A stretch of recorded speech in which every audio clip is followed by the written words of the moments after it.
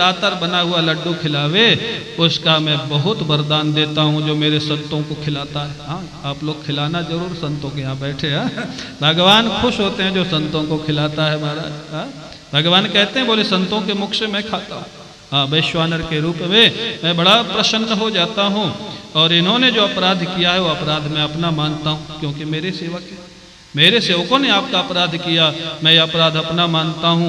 अब तो शनकादि भी थोड़ा चकराए। क्यों? अपराध अगर भगवान मानेंगे तो साप कहाँ जाएगा? जो अपराध स्वीकार करेगा साप भी तो उसी को लगेगा ना। सनकादि बोले महाराज हमको तो यही समझ में नहीं आया, ना वयम भगवान विद्मस तव देव चिकीर्षितम। आप क्या कहना चाहते हैं, क्या करना चाहते हैं, हमको समझ में नहीं आ रहा। अगर अपराध आप स्वीकार करेंगे तो हमारा शाप आपको लगेगा प्रभु, तो हम ही अपराधी हो जाएंगे। तो हमको ये समझ में नहीं आ रहा है कि जय विजय अपराधी हैं या हम अपराधी हैं। महाराज हम तो घबरा गए, आप कृपा करो। भगवान नारायण मुस्कुराए, घबराओ नहीं, ये जो तुमने शाप दिया है ना जय विजय को, ये मेरी इच्छा थी। अरे आपकी इच्छा थी कि जय विजय एतत् पुरैव निर्दिष्टम रमया क्रुद्धया यदा पुरापवारिता द्वारी विशंति मयि उपारते। बोले ये तो मैंने बहुत दिनों से संकल्प कर रखा था कि उनको शाप दिलवाना है किसी महात्मा से। बोले क्यों महाराज, आपने ऐसा संकल्प क्यों कर रखा था? अगर करने था तो आप ही कर देते। बोले नहीं, उसमें एक समस्या थी। क्या समस्या थी? बोले एक बार लक्ष्मी जी कहीं चली गई थी घूमने फिरने। हाँ, ये घूमने फिरने की आदत बहुत पुरानी है। हाँ तो महाराज लक्ष्मी जी गई थी और मैं विश्राम कर रहा था। लक्ष्मी जी बाद में आई, बहुत देर से आई, तो जय विजय ने रोक दिया दरवाजे पर। अब महाराज लक्ष्मी जी घर की मालकिन और घर के नौकर जो सिक्योरिटी गार्ड हो या नौकर हो सेवक हो, वो मालकिन को रोक दे। अब क्या करें, लक्ष्मी जी खड़ी रही। बात जय विजय ने कह दिया भगवान शयन कर रहे हैं, इस समय आप अंदर नहीं जा सकते, भगवान को नींद में बाधा पड़ेगी। लक्ष्मी जी को 1 घंटे दरवाजे पर खड़ा कर दिया। जब भगवान उठे, लक्ष्मी जी अंदर गई। लक्ष्मी जी भगवान से महाराज थोड़ा नाराज हो गई, आप ऐसे सेवक दरवाजे पर रखते हैं जो हम ही को रोक दिया दरवाजे पर, निकाल दीजिए इनको अभी। भगवान बोले लक्ष्मी जी थोड़ा धीरे धीरे बोलो। क्यों? बोले दुनिया के लोग सुनेंगे तो यही बोलेंगे ना कि भगवान भी पत्नी के कहने से नौकरों को निकाल देते। ये लिखा है यहाँ पर भागवत में। बोले तो लक्ष्मी जी को बड़ा आश्चर्य हुआ, तो क्या आप इन्हीं को रखेंगे जो हमको दरवाजे पर खड़ा कर देते हैं? भगवान बोले नहीं, रखूंगा भी नहीं, निकालूंगा जरूर, लेकिन अभी नहीं निकालूंगा। अभी निकालूंगा तो बदनामी होगी कि पत्नी के कहने से निकाल दिया। तो बोले कब निकालेंगे? बोले इनकी आदत तो खराब हो गई है, जब तुमको रोका तो किसी न किसी दिन ये महात्मा को भी रोकेंगे। जब महात्मा को रोकेंगे तब निकालूंगा, तो नाम महात्मा को हो जाएगा, काम तुम्हारा हो जाएगा। हाँ, भगवान भी महात्माओं का कहीं कहीं लाभ लेते हैं महाराज। हाँ, तो वही कहते हैं एतत् पुरैव निर्दिष्टम रमया क्रुद्धया यदा। अरे सनकादियों घबराओ नहीं, ये तो मेरी पूर्व की योजना थी कि इनको शाप दिलवाना है।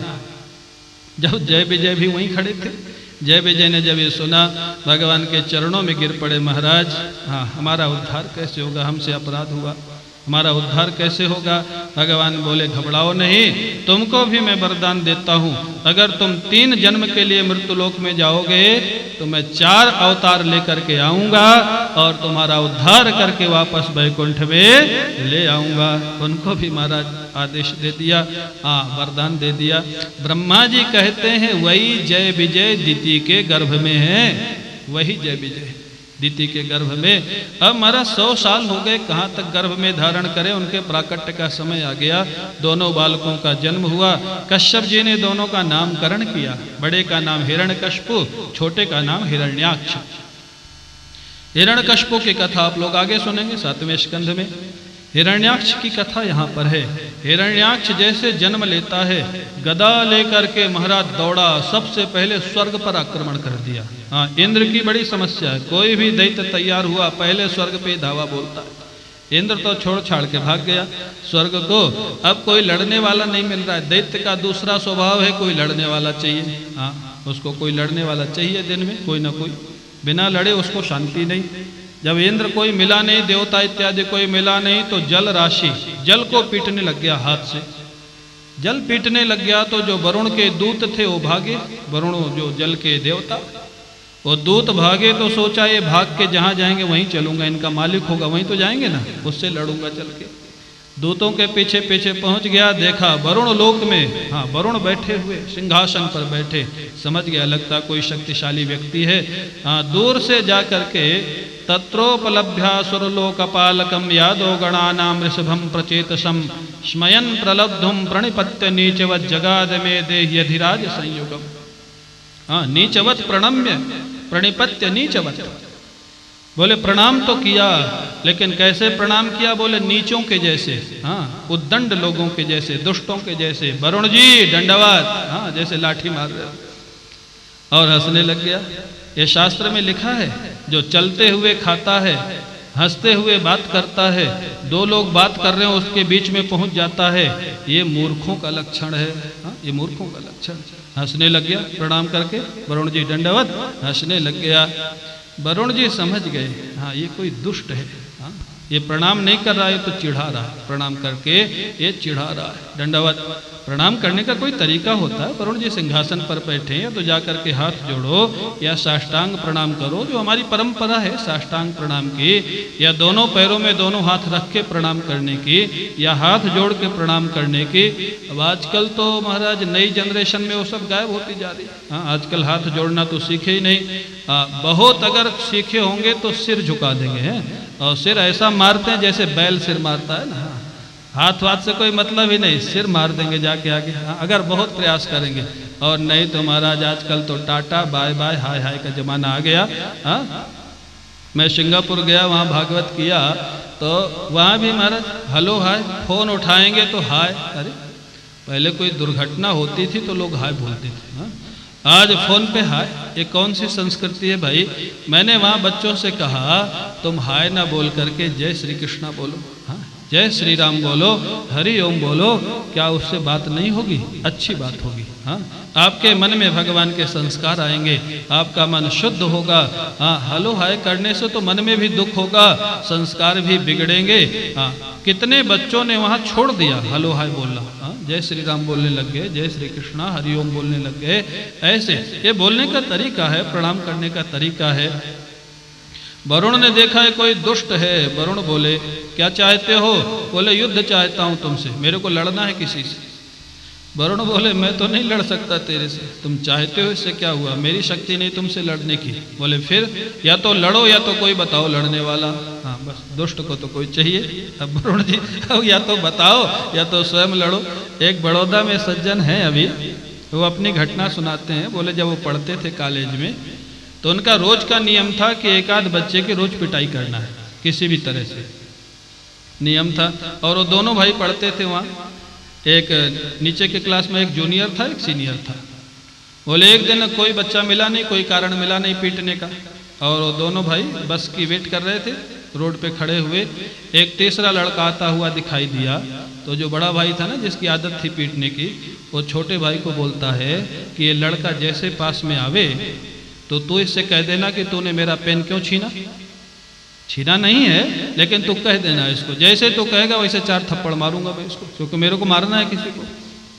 वो छोटा भाई बोला कि भाई भैया मेरा पेन छीना नहीं तो मैं कैसे कह दूं। बोले अब तू सोच ले, अगर तू बोला कि पेन छीना तो वो पिटेगा, और नहीं बोला तो तू पिटेगा। तो अब तो निर्णय कर ले कि किसको पिटना है। मेरे को तो पीटने से मतलब या तो तू पिटेगा या तो वो पिटेगा। तो अब ये कह रहा है हिरण्याक्ष, बोले या तो तू लड़ और या तो कोई लड़ने वाला बता, मैं किससे लड़ूं। बड़ी समस्या वरुण जी की। वरुण जी ने कहा अरे ध्यान आ गया। बोले तेरे घर में जो पृथ्वी चुरा के रखा है ना, वहां बराह भगवान गए हुए हैं तेरी पृथ्वी को उठाने के लिए, जा वही तेरे से लड़ेंगे। मेरे घर में इतना साहस किसका है जो मेरे घर में पहुंच जाए। त्रिलोकी मेरी दृष्टि को देख करके कांपती है। क्या सच कहते हो। बोले सच कहता हूँ। जाने लग गया महाराज अपने घर की ओर। रास्ते में नारद जी मिल गए। बोले क्या आप ही हैं। बोले नहीं नहीं, हम तो पता बताने वाले, हम नहीं है। हाँ वहीं चले जाओ, घर में है वहाँ। यहाँ लिखा है ददर्श तत्राभिचरम धराधरम। नारद जी मिले रास्ते में। गतिमंग नारदात हरेर विदित्वा, नारदात हरेर गतिम विदित्वा। नारद जी से पता लग गया। जब पहुंचा घर में तो देखता है वास्तव में एक जंगली बराह अपने दांतों में पृथ्वी को रख करके बाहर निकल रहा है। बड़े जोर से हंसा। जहास माने बड़े जोर से हंसा। क्या क्यों हंसा। अहो वन गोचरो मृगा, अरे जंगली बराह का बच्चा, इसका दुस्साहस देखो, त्रिलोकी मेरे से डरती है, ये मेरे घर में चोरी करके मेरी पृथ्वी को उठा के ले जा रहा है। हे जंगली बराह, अगर तू अपने प्राणों की रक्षा चाहता है तो पृथ्वी को छोड़ दे, नहीं तो तेरे को प्राणों से हाथ धोना पड़ेगा। बराह भगवान बोले इससे ज्यादा बात करना भी ठीक नहीं, क्योंकि काम करना है। हाँ, ये भी अपनी संस्कृति है। जो व्यक्ति ज्यादा बोलता है वो काम नहीं कर सकता है। हाँ, जो काम करने वाला व्यक्ति है वो बोलता कम है। हाँ, और एक संत कहते थे, बोले ये जो महाराज औसत है ना बोलने का और सुनने का, ये भगवान ने ही बना के भेजा ऊपर से। कान कितने हैं? कान कितने? 2। और जीभ कितनी है? 1। अगर सीधा सीधा अर्थ मानो तो 1 गुना बोलो और 2 गुना सुनो। हाँ, जितना बोलो उसका दुगना डबल सुनो और उसका 1 गुना माने आधा बोलो, अगर सीधा सीधा अर्थ करें। और अगर सूक्ष्मता में अर्थ करें तो कान 2 गोलक हैं। ये जो श्रोत्र इंद्रिय के 2 गोलक हैं कान, 1 इंद्रिय है श्रोत्र इंद्रिय। और जीभ में 1 गोलक है और 2 इंद्रिय। हाँ, जीभ में रसना इंद्रिय भी है और जीभ में वाक इंद्रिय भी है। एक ज्ञानेंद्रिय है, एक कर्मेंद्रिय है। तो जीभ में 1 गोलक है, 2 इंद्रिय है, और यहाँ 2 गोलक है, 1 इंद्रिय है। कहने का अर्थ क्या है? 1/4 बोलना है, और महाराज जितना बोलना है उसका 4 गुना सुनना है। हाँ, ऐसा भगवान ने बना के भेजा है। हाँ, ये ऐसा बना के भेजा है, इसको फॉलो करना है। हाँ, और हम और आप क्या करते? 4 गुना सुनना, 1 गुना बोलना, और हम लोग करते क्या है? हाँ, 1 गुना सुनना और 4 गुना बोलना। जो बुद्धिमान व्यक्ति है उसको ज्यादा बोलना। स्वकार्यम साधयेत धीमान, हमारी संस्कृति कहती है अपने काम को बनाना चाहिए। वराह भगवान कोई जवाब दिए बिना हुआ आगे चले जा रहे, वो पीछे से गाली गलौज करता हुआ चला आ रहा है। सुनते भी नहीं हो, जवाब भी नहीं देते हो, मार डालूंगा तुमको। वराह भगवान सोचते हैं अपना पहले काम हो जाए फिर देखूंगा इसको। ऊपर आ गए, जल के ऊपर पृथ्वी को स्थापित कर दिया, और स्थापित करके फिर वराह भगवान खड़े हुए और बोलना प्रारंभ किए। बड़ी सुंदर बात कहते वराह भगवान।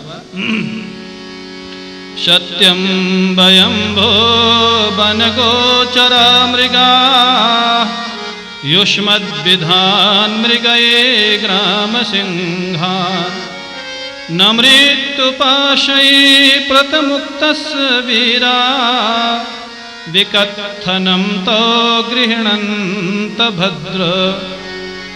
अरे भाई तुम सत्य ही कह रहे हो। हाँ, वयम वन गोचराः मृगाः, हम लोग जंगली बराह हैं, तुमने ठीक ही कहा। लेकिन जानते हो हमारा काम क्या है? युष्मद् विधान, तुम्हारे जैसे ग्राम सिंहान मृगये, तुम्हारे जैसे ग्राम सिंहों को हम खोजते रहते हैं। जानते हो ग्राम सिंह का अर्थ? जरूर जानते होंगे, आप लोग तो संस्कृत पढ़े ही हैं। ग्राम सिंह जानते हो? ग्राम सिंह किसको बोलते हैं संस्कृत में? हाँ, जानते हो? क्यों भाई, जानते हो तो बताओ। ग्राम सिंह माने होता है कुत्ता। हाँ, संस्कृत में ग्राम सिंह बोलते हैं कुत्ता को, गांव का सिंह जो गांव की रक्षा करे। हाँ, अब देखो संस्कृत में तो कुछ ऐसे अच्छे अच्छे शब्द हैं कि अगर जो संस्कृत ना जानता हो और उसके साथ हंसी विनोद करना हो तो बड़े अच्छे शब्द है। हाँ, जो नहीं जानता उसको उसका परिचय देना हो ना, हाँ, ये हमारे गांव के ग्राम सिंह हैं। हाँ, अगर वो नहीं जानता तो खुश हो जाए। ग्राम सिंह का अर्थ ये भी तो निकलता, ग्रामस्य सिंहा, गांव का सिंह। हाँ, वो तो खुश हो जाएगा, हमको तो गांव का सिंह बता रहे। लेकिन जो जानता है वो समझ जाएगा क्या कह रहा है। हाँ, ग्राम सिंह मान उसका परिचय दो तो हमारे गांव के सिंह है। हाँ, ग्राम सिंह है। तो महाराज ग्राम सिंह, ऐसे ऐसे अनेक शब्द हैं। एक धर्मध्वज शब्द है, धर्मध्वज। हाँ, धर्मध्वज, ध्वजे एव धर्म यस्य असौ धर्मध्वज। बोले जिसकी ध्वजा में धर्म है जीवन में धर्म नहीं। धर्मध्वज का अर्थ होता पाखंडी। हाँ, किसी का परिचय दे दो महाराज ये धर्मध्वज है, अगर संस्कृत नहीं जानता बड़ा फूल जाएगा। हाँ, धर्मध्वज है, बड़े भारी धर्मात्मा, सुनने में तो ऐसे ही लगता है। और एक शब्द और बताऊं, आजकल गांव में बहुत प्रयोग होता है। ये हमारे गांव के संभ्रांत नागरिक हैं। हाँ, संभ्रांत। क्यों स्वामी जी? संभ्रांत। हाँ, संभ्रांत का अर्थ जानते हो? जो बहुत कंफ्यूज हुए। सम्यक भ्रांति थी संभ्रांत, जो भली प्रकार महाराज कंफ्यूज हुए, दिग्भ्रमित हुए, उसको बोलते हैं संभ्रांत। ये संभ्रांत नागरिक है। बड़े बड़े मंचों में जब परिचय दिया जाता है ना, लब्ध प्रतिष्ठ कहो तब तो ठीक है, यशस्वी कहो ठीक है, संभ्रांत कहना उसका अपमान करना है। लेकिन बोलते हैं लोग, ना बोलने वाला समझता है ना सुनने वाला समझता, दोनों खुश रहते हैं। और एक हमारे यहाँ शब्द है वैशाख नंदन। जानते हो? वैशाख नंदन, व्यास नंदन, रवि नंदन, वैशाख नंदन, क्या समस्या है उसमें? तो बोलते हैं हाँ ये वैशाख नंदन, किसी को बोल दो वो खुश हो जाएगा। क्या सुंदर नाम निकाला, रेयर नाम है। किसी का नाम नहीं आता है, किसी का नाम। लोग पूछते ना ऐसा नाम बताओ बच्चे का जो आजकल हो ना महाराज के। वैशाख रेयर नाम, तो जानते हो? बोले क्या अर्थ होता है महाराज? वैशाख नंदन, वैशाखे एवं नंदयति थी वैशाख नंदन, जो वैशाख में ही आनंदित होता है गधा। वैशाख नंदन का अर्थ होता है गधा।